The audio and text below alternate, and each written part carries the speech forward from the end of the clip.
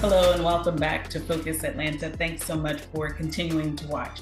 We're going to close out the show talking about how a new diabetes diagnosis may impact life. I'm here with Chef Cartier Brown.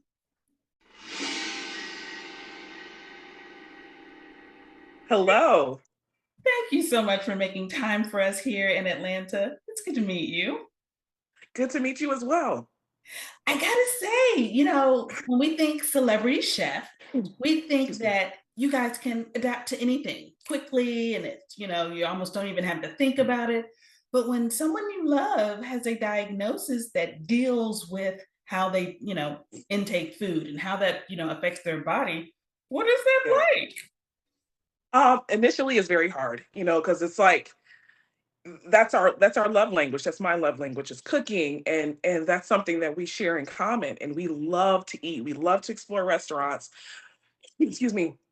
We love all of those things that involve food. Like food is the center of our relationship and our marriage. So when my husband was diagnosed with diabetes, it was like, okay, well, this is different. And it wasn't something that I was like completely oblivious to. Like it wasn't something that I didn't know about. My mother has type 2 diabetes. I was diagnosed with pre-diabetes in my early 20s. And so it was something that I was familiar with. So it wasn't initially like scary, but it was a shock. But I think the other thing that people don't recognize is not just about the food. Can we talk about the Yes. emotional toll?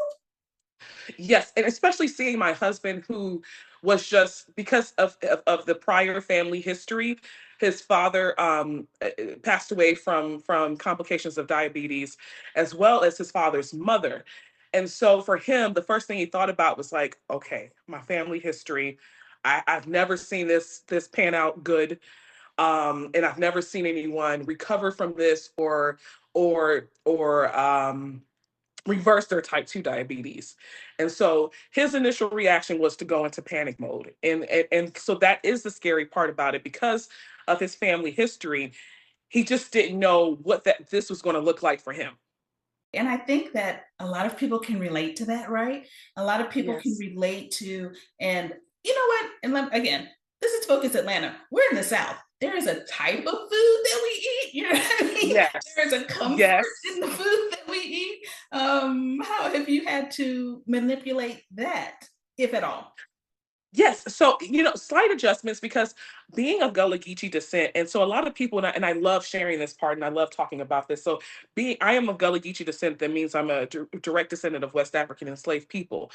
So in the low country, we don't like our soul food, which is, I think, the fabric of American soul food and American Southern food. It's like a lot of my meals are one pot stews or soups. I incorporate a lot of seafood in my cooking. So a lot of our foods are very, health focused. Even in the way, the order that which he eats his foods, he makes sure that he takes a bite of fiber first, then protein, then healthy fats, and then the carbs. So by the time he ingests the carbs, his body is all ready to balance out the spike from the carbs. Oh, I love that. I never even thought that the order in which you eat things would matter. Like, I never even considered that that would have an impact as well. Is that Yes. thing, are those things that you learned through, like, once you got connected with Abbott's Libra, or did you Yes. already know that? Oh, okay. All right. It was all through research with when we started, when he started wearing his CGM, the Abbott Libre 3 Plus sensor. It was like a world of like information and everything that started flooding in. He has the app on his phone where he takes like a simple picture and it tells him if this is going to have a major, moderate, or minor impact. And then it also gives him substitutions like, hey, there's a plate of French fries here, perhaps maybe a baked sweet potato. Doing research with that, wearing his monitor and wearing his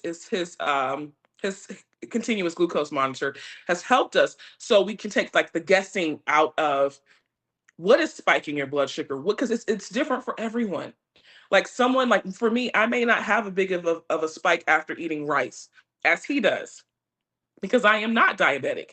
And so that is this just starting with this monitor has helped us so much, because again, it has encouraged us to do research and gain more knowledge about his diagnosis. Freddie, thank you so much for coming on the show. I hope that our viewers listening to you, it makes it a little less scary for them. Oh yeah. And I got to say, from one Gullah Geechee to another, my people are from Beaufort, South Carolina. Oh yeah, so you know. I know, ma'am. I know. Yes. Thank you so much for coming on the show. Thank you for sharing your experience. It was a pleasure to meet you. Same here. Thank you so much for having me. Absolutely. All right, guys. I'm not going to say it doesn't have to be scary, because it is. These type of diagnoses can be frightening, but you can do better with your food. You can do better with your portions. There's even a way that, you could choose how to eat what in what order. That may help. Please take the opportunity to learn more and take some of the fear out of a diabetes diagnosis. Thanks, guys, for tuning in to this week's episode of Focus Atlanta. I hope to see you next week here on CBS Atlanta.